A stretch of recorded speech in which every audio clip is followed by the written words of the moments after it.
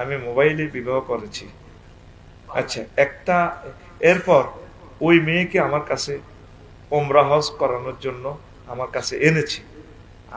আসার পর মাসিকের ৫ম দিন ওর সাথে সহবাস করেছি। এখন আমার গুনাহ হবে কিনা, ইসলামে বিষয় কি বলে?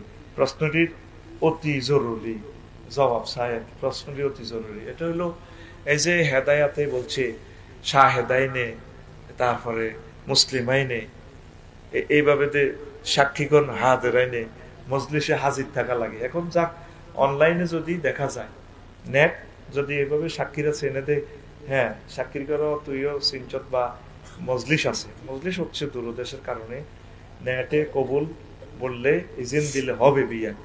সিস্টেম হলো সবচেয়ে ভাই বোন প্রত্যেকটা জিনিস, এই যে ফেকার মাসলাটা সাহাদুদ্দিন তাপ্তাজানি রহমতুল্লাহ লিখছে, এগুলো তো বিপদ তো বেটা। অনেক বিয়া মোবাইলে করে হরে আয় হলা মাইয়া গছে না, লাগে যুদ্ধ।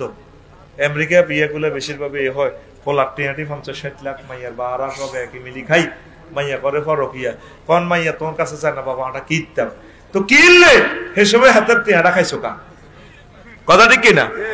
অন্তর বিয়ে হয়ে যাবো, কথা বুঝছি, বিয়ে হয়ে গেছে ঠিকই, তুই যা যা স্বামী স্ত্রী করার দরকার করতে